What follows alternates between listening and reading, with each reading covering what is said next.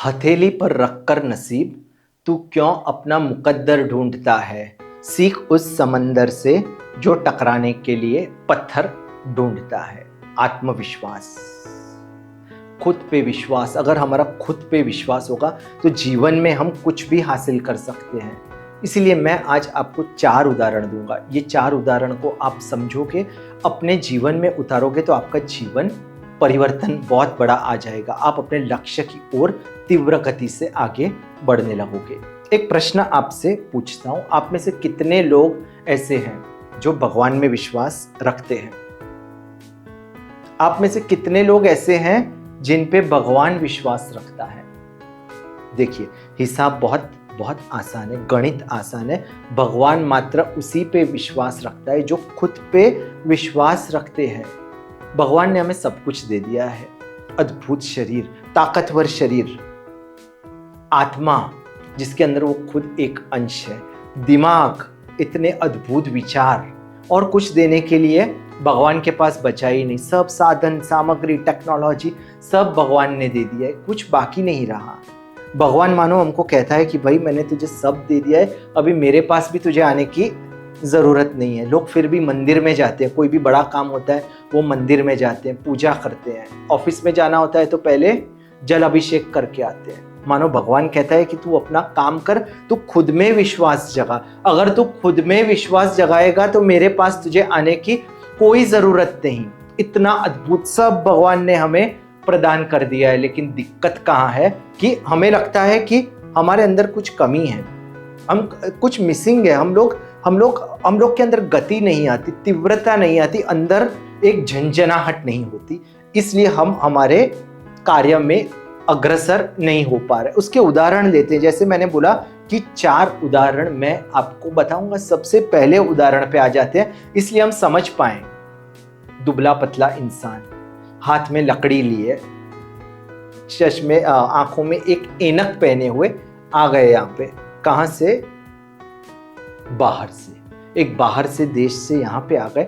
उन्होंने देखा, बोला ये क्या है, ये क्या है? मेरे देश के लोग, मेरे भाई, मेरे देशवासी, मेरे बंधु क्यों खुद को गुलाम समझ के बैठे हैं? क्या हो गया है इन्हें? आज के जमाने के जो लोग 6 पैक बनाते तब भी डंबल्स लेते थे, इतने हट्टे कट्टे ताकतवर, घी खाते थे, फिर भी वो सर ठीक है सर बोल के दूसरों के सामने, कोई गेस्ट थे बाहर से आए थे उनके सामने झुक गए थे। वो शौक हो गए। महात्मा गांधी थे उनका नाम, और वो शौक हो गए, बोल रहे, सोचने लगे ये क्या हो रहा है। कुछ अंग्रेज बाहर से आते हैं, हमारे देश में आते हैं और हमें कुछ ही वक्त में हमारे ऊपर राज करने लगते हैं, और हम सर ठीक है, और अपने आप को हमने गुलाम समझ लिया था। हमारे मानसिकता बन गई थी गुलामी की। हमने सोच लिया था कि हम इसी के लिए पैदा हो गए हैं। लेकिन महात्मा गांधी, जी हाँ, उन्हें पता चल गया कि इन लोगों को अगर मैं समझाऊंगा तो ज्यादा फायदा नहीं होगा, क्योंकि इन लोगों की जो मानसिकता है वही लाचारी की बन गई है। इनके अंदर से आत्मविश्वास गायब हो गया है। इनको समझाने से कुछ नहीं होगा, मुझे कुछ करके बताना पड़ेगा। उन्होंने बोला मैं निकल पड़ता हूं। कमजोर बदन, हाथ में लकड़ी, निकल पड़े वो। आजादी की मुहिम, आजादी की उन्होंने ललकार लगाई। अंग्रेजों ने उन पे दबाव डालने की कोशिश की। उन्होंने बोला कि देखिए, कपड़े भी नहीं पहनते थे, छोटी सी धोती पहनते थे, क्या करोगे आप? मेरा इतना मेरा कमजोर बदन है, हड्डियां हैं, मेरी हड्डियां काट लोगे, अंदर से खून निकाल लोगे, निकाल दो। लेकिन उनके अंदर कोई चीज थी, अंदर मेरी मानसिकता निकाल पाओगे? मेरी जो इच्छा शक्ति है, मेरा जो आत्मविश्वास है। उन्होंने अंग्रेजों को बोला कि भाई वो निकाल के बताओ, निकाल पाओगे? धीरे धीरे उनका जो आत्मविश्वास था, आजू बाजू के जो लोग थे, हमारे देशवासी थे, उनमें धीरे धीरे स्प्रेड हो गया। और फिर आपको पता है क्या हुआ? आप सबको पता है, फिर धीरे धीरे एक प्रकार की लहर आ गई सबके अंदर। उस वक्त आत्मविश्वास जागृत हो गया और अंग्रेजों को बाहर निकलना पड़ा।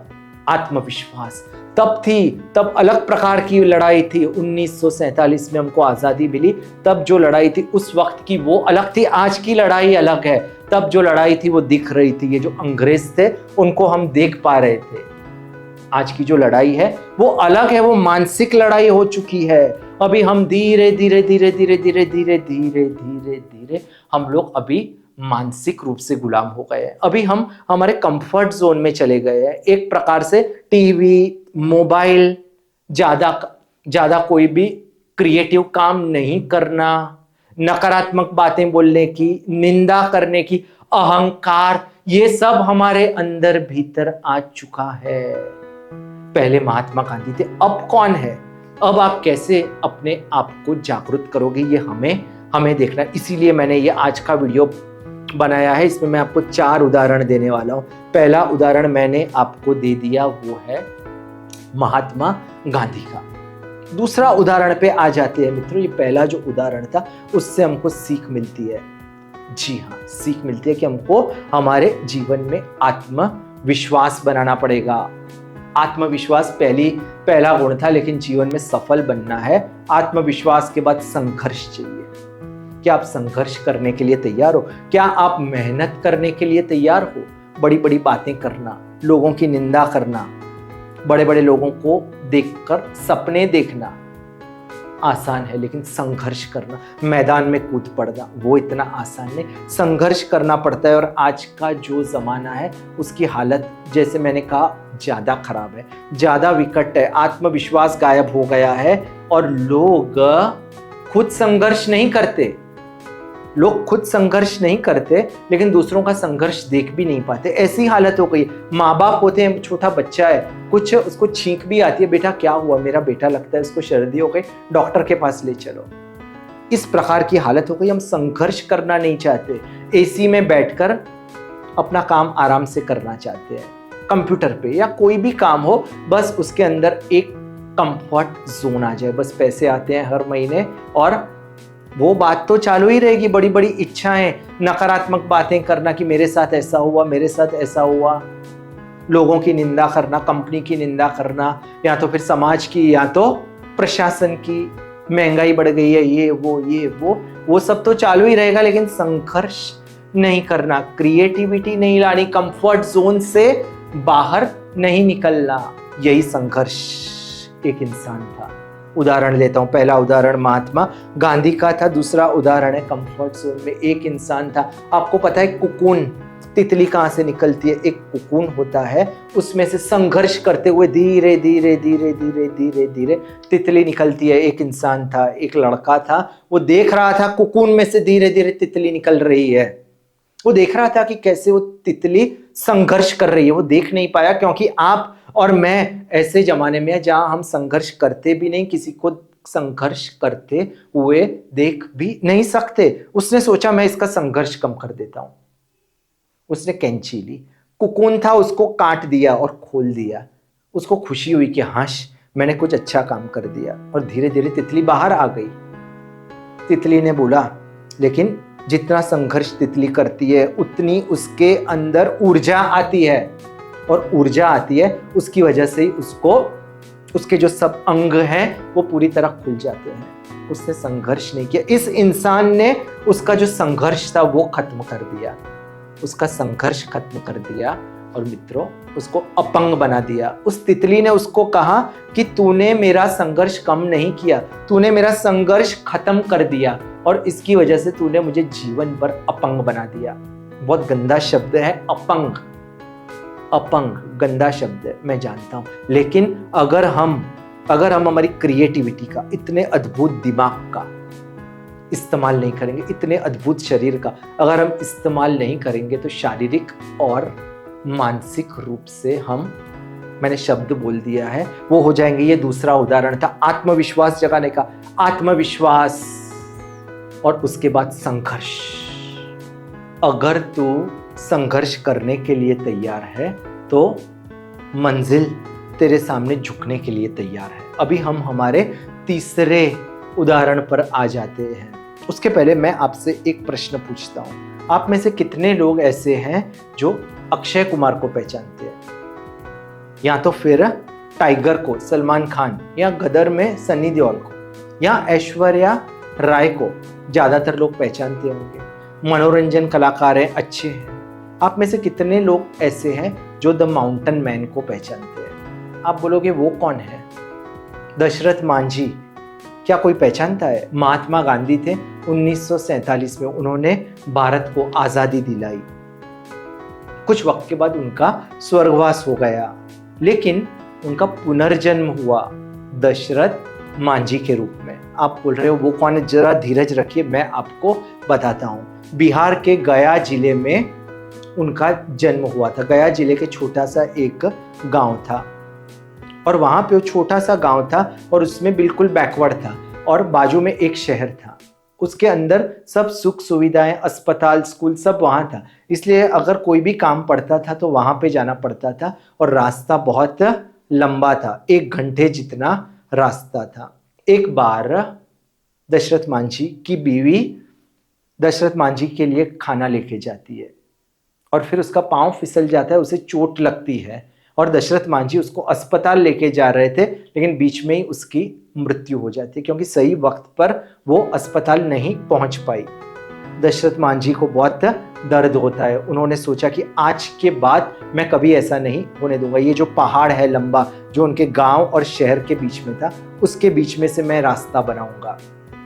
सब लोगों ने बोला कैसे बनाओगे? क्योंकि तब भी जब भारत को आजादी मिलने वाली थी, तब भी कोई तैयार नहीं था। महात्मा गांधी ने मुहिम शुरू की थी, और यहाँ पे दशरथ मांझी को भी लोगों ने प्रश्न पूछा कि कैसे होगा। ऐसे नहीं कि उन्होंने सब मिलके काम किया। दशरथ मांझी ने बोला कोई दिक्कत नहीं, एक हथौड़ी, एक छेनी लेकर निकल पड़े। सबने बोला पागल हो गए हो? उन्होंने कोई फिक्र नहीं की। 22 साल तक, 1960 से लेकर 22 साल ऐड कर दीजिए, 1982 तक एक हथौड़ी और छेनी लेकर उन्होंने 110 मीटर लंबा, 9.1 मीटर चौड़ा, 7.6 मीटर गहरा रास्ता बना दिया। आपको भरोसा है? पहले जो वक्त गांव और शहर में जाने में 1 घंटे से ज्यादा लगता था, अभी मात्र 15 मिनट का हो गया। कैसे हुआ? ये सब मेहनत की उन्होंने, मेहनत की, संघर्ष की। वो तैयार थे संघर्ष करने के लिए, मानसिक रूप से सक्षम थे। सबसे ज्यादा जो उनके अंदर जो क्वालिटी थी वो थी आत्मविश्वास। जो हमें चाहिए, आत्मविश्वास हमें लाना है हमारे खुद के अंदर। जितना हमारे अंदर आत्मविश्वास आएगा, उतना हम भी जीवन में आगे बढ़ पाएंगे। अभी वक्त आ गया है चौथे उदाहरण का। उसके पहले अगर आप हमारे परिवार के साथ नहीं जुड़े, इसी प्रकार के मोटिवेशनल वीडियोस, हैप्पीनेस वीडियोस हम बनाते रहते हैं, इसलिए इस परिवार में जितना जल्दी हो सके आप भी जुड़ जाइए, दूसरे लोगों को भी इसमें शामिल कीजिए। अभी हम चौथे उदाहरण पर आ जाते हैं, और उसके पहले ये जो अद्भुत वीडियो है सबसे ज़्यादा लाभदायक ये सबके लिए, लेकिन जिनकी उम्र 12, 15, 18 साल है, उनके लिए तो ये मानो वरदान है। ये वीडियो उनको आप शेयर कर दीजिए। इस उम्र में अगर उनको पता चल गया तो आगे जाके उन्हें बहुत बहुत मदद होगी। अभी हम चौथे उदाहरण पर आ जाते हैं। चौथा उदाहरण, इससे हमको पता चलेगा कि जिंदगी में बस आगे बढ़ते रहो। आपने लक्ष्य रखा है, आपको अंदर आत्मविश्वास है, आप संघर्ष करने के लिए तैयार हो। अभी बस चलते रहिए, चलते रहिए, चलते रहिए। एक ऊंट की तरह, रेगिस्तान में जो ऊंट होता है थकता नहीं, बस चलता ही रहता है। रेत के अंदर एक एक एक एक डगर लेता रहता है। पानी जब मौका मिलता है तब पानी पी लेता है, जितना हो सके पी लेता है, खा लेता है, और बस फिर घंटों तक, दिनों तक वो चलता ही रहता है।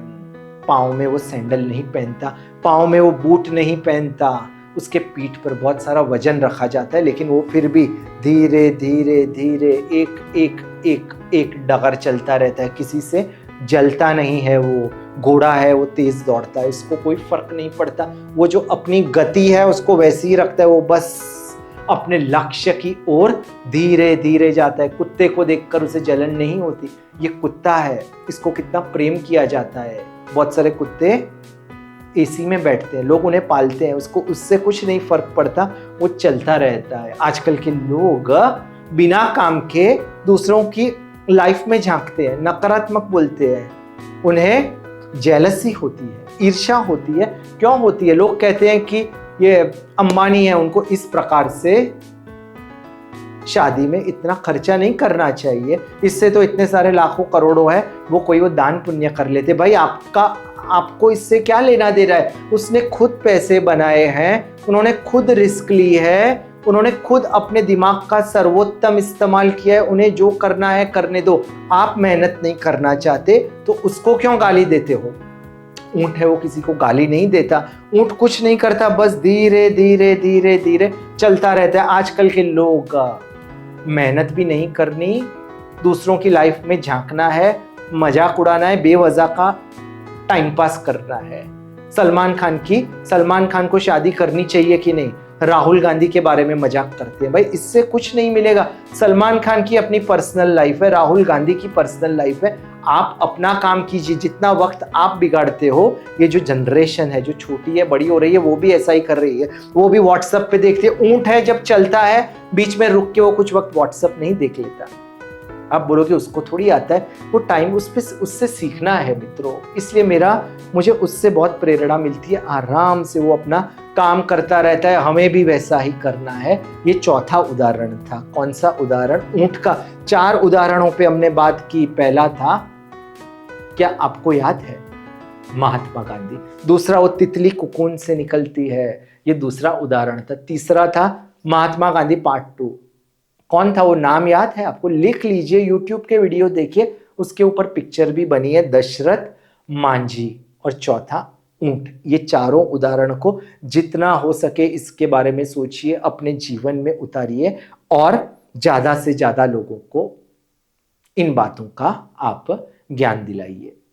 आज के लिए बस इतना ही। नमस्कार, जय हिंद। आपके दिव्य सहयोग से हमारा हैप्पीनेस मंत्र परिवार बनेगा विश्व का सबसे विशाल और समृद्ध परिवार। इन वीडियोस को शेयर और सब्सक्राइब करें।